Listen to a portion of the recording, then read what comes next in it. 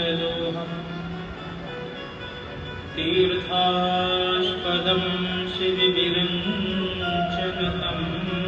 शरणं भृत्यार्तिहं प्रणतपालभवाब्धिकोतं वन्दे महापुरुष ते चरणारविन्दं वंशी विभूषितकरान्नवनीरदावा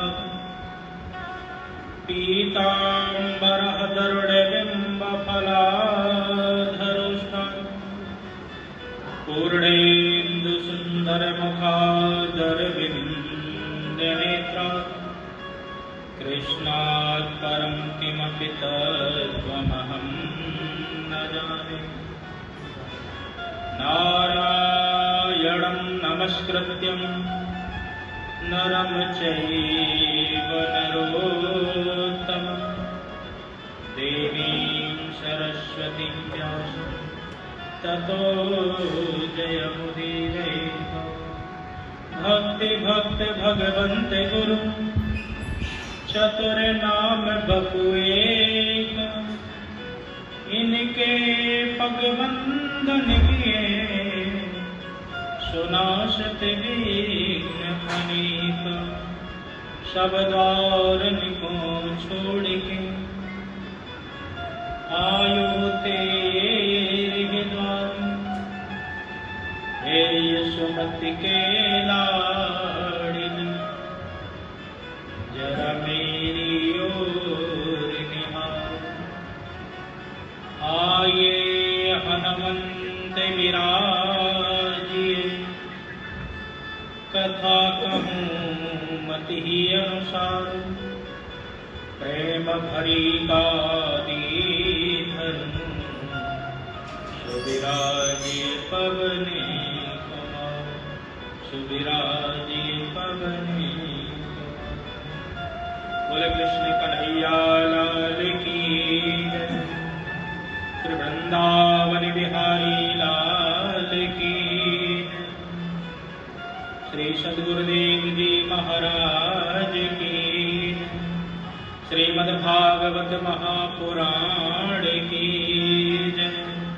रास रासेश्वरी श्री राधा रानी की जय। पूज्य चरण प्रभुपाद स्वामी श्री गीतानंद जी महाराज की जय।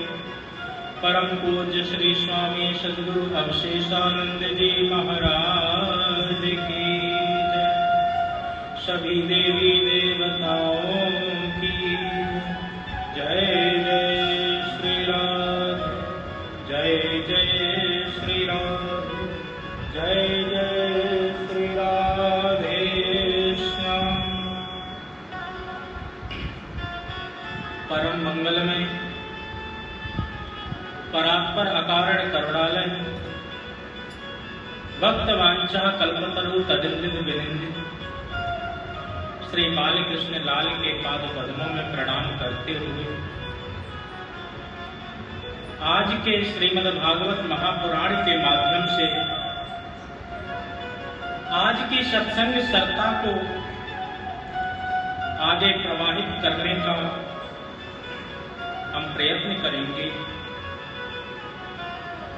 जिस सत्संग को सुनने मात्र से जीव का कल्याण सहज ही हो जाता है, तो ऐसे सत्संग सत्ता में हम सब प्रवेश करें। तो कल मैं निवेदन कर रहा था कि किस प्रकार से ब्रह्मा जी के सुझाव के बाद में मनु महाराज जी ने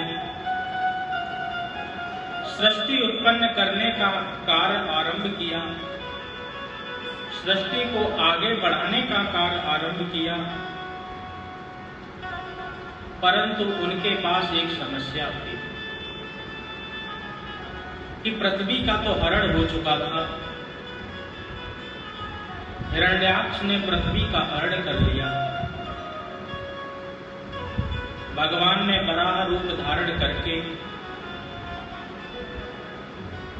और हिरण्याक्ष के साथ में युद्ध करने के बाद पृथ्वी को लेकर के आए और पृथ्वी की पुनः स्थापना की।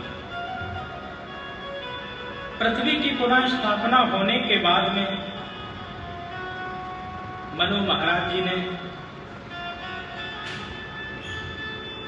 सबसे पहले अपनी बेटियों के वंश के बारे में बताया। मनु महाराज की 3 बेटियां हुई, उनमें से मझली बेटी का नाम देवहूति था। देवहूति माता का विवाह कर्दम मुनि के साथ में हुआ और विवाह होने के बाद में कर्दम जी ने सिर्फ एक ही शर्त रखी थी कि देवी जैसे ही हमारी एक संतान पैदा हो जाएगी उसके बाद में हम वन को चले जाएंगे। देवी ने कहा कि ठीक है महाराज।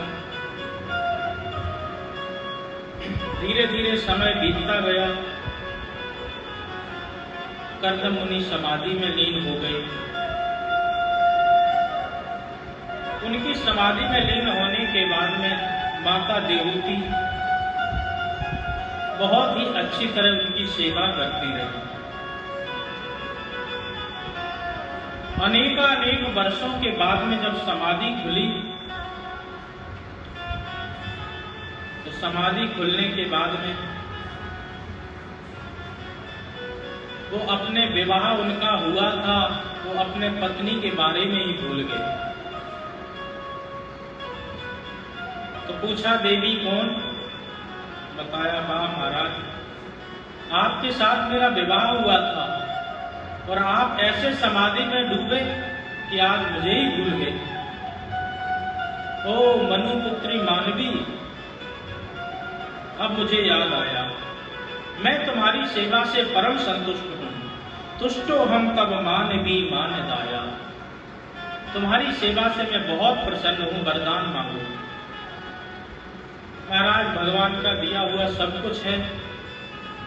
संतान के बिना घर अधूरा और सूना लगता है, तो आपसे यही प्रार्थना है कि घर में किलकारियां जितनी जल्दी गूंजने लगे उतना अच्छा लगेगा।